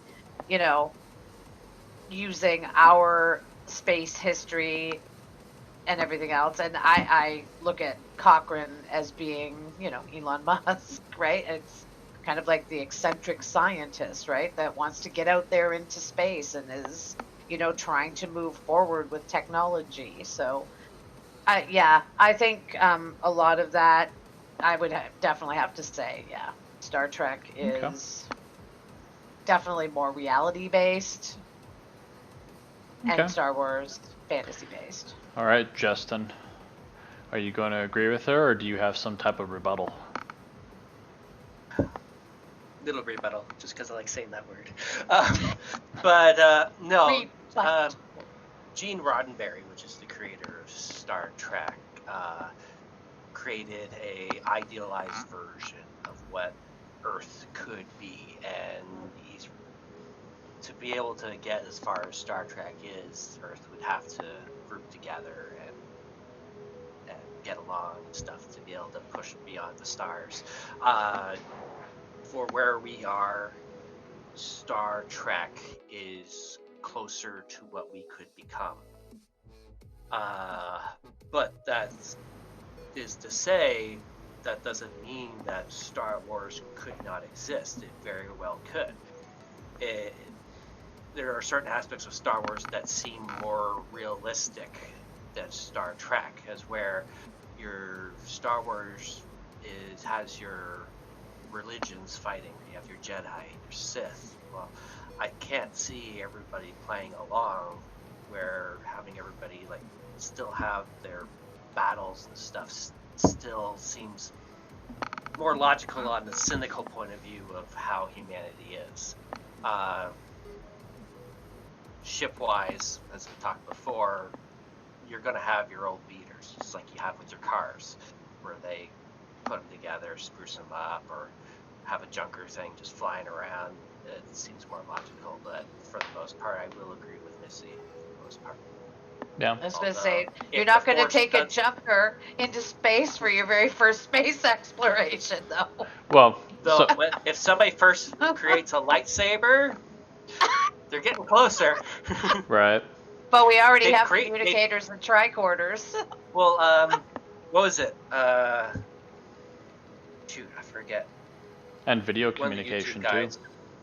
Yeah. They actually created a proto-saber, which is the same as what the Jedi first started off with, was a proto-saber where they have a power pack and stuff like that. Oh shoot, I forget Machinist. That right. It's the guy that tries to create the the stuff from movies and tries to create it, make it real. Oh, I wish I remember his name. His stuff's good. He's Canadian too. For the life of me, I can't think it off the top of my head. Yeah. So to throw a little twist on it, because while you guys are describing things, you could almost say, in some sense, that Star Wars could always be the future of Star Trek, because Star Wars technology is technically, even visually and stuff, is a lot more advanced, right? Like, and even the sense of like kind of just bringing everything together right now, kind of in closing for all of our stuff. But I know that was one thing about the social issues, was George Lucas talked about how Star Wars actually did go after like racism because of all the different alien races, and how there was no like conflict, and in the sense of like all the alien races were working together, right?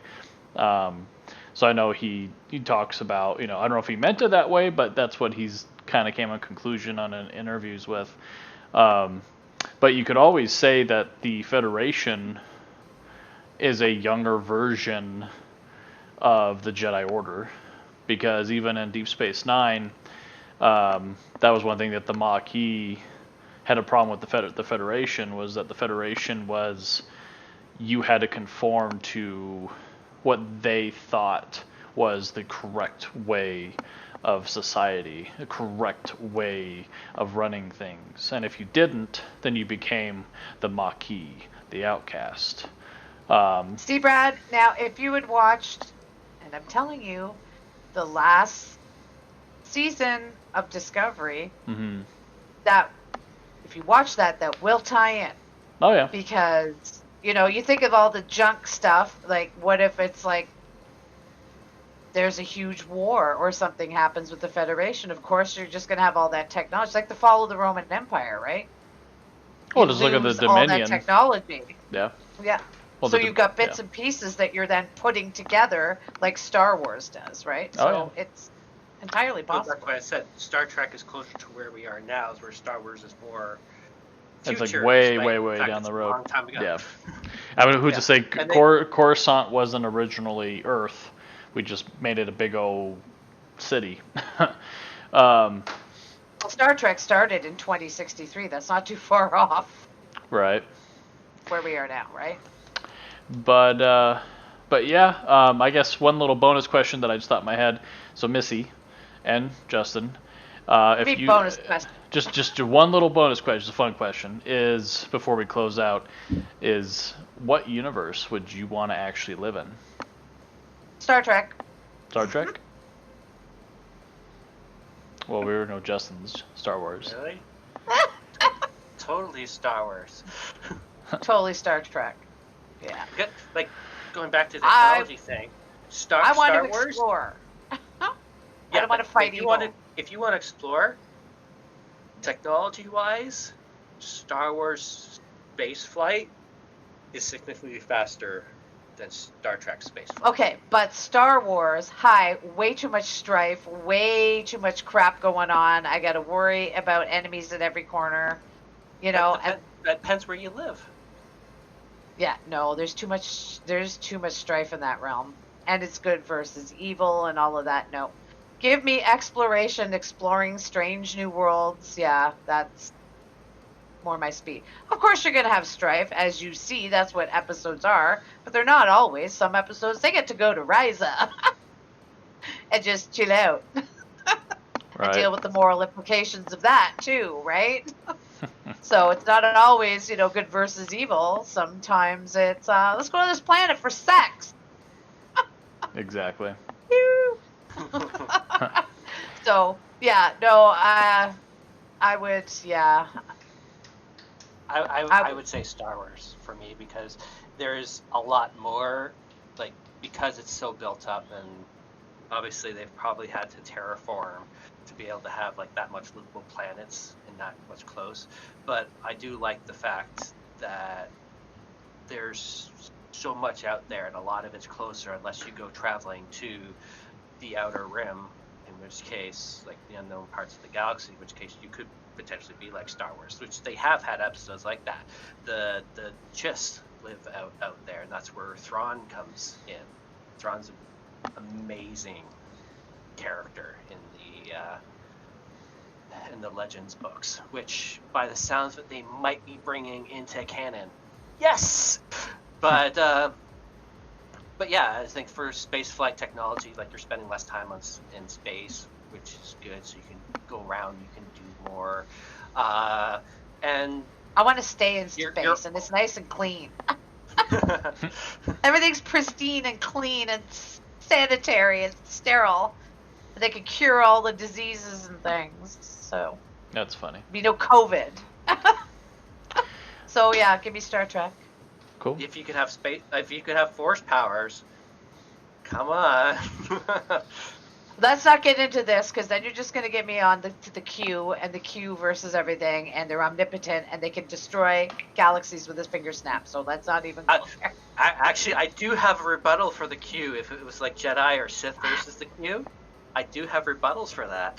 I know. You've tried. Actually, I've gotten way better since then. Okay. Well, We'll save that for the next one. Oh, did we just lose? we'll have No, our. we did. Oh, Yeah. now Missy's back. No, you were frozen. I think we all were. No, I it was wasn't. just you. No. Everybody It was else just you, was Brad. Oh, Yeah, okay. it was just you. It was for a You were- second. And I'm like, what? Right. All right, guys. Well, I think that is going to do it for us tonight. I hope you guys enjoyed the Star Wars versus Star Trek. We do these every other week. But I will be gone in about 6 weeks, actually less than that. And then it'll just be Missy toting the colors for at least a month and a half, 2 months. So Justin hopefully should be joining her on some things as well. But yes. Definitely. We'll If get to you- see his lovely face, so make sure he puts his camera on. Exactly. But yes, if you guys haven't already, press that follow button, but also the subscribe button on YouTube. That's kind of where we're posting all of our main content right now. Last time I checked, we were at 69 followers. So, so yeah, trying to hopefully get 100 before I leave. That would be nice. But anyways, yeah. So subscribe to us, follow us on Twitch and Twitter, and Give us Brad's present. We need those 100. exactly. It's a challenge. So anyways, guys, but thank you, Justin, for joining us. Missy, of course. And I am Endless88, aka Brad, and we will see you guys on the next stream, videos, and next week for Ashes of Creation, probably.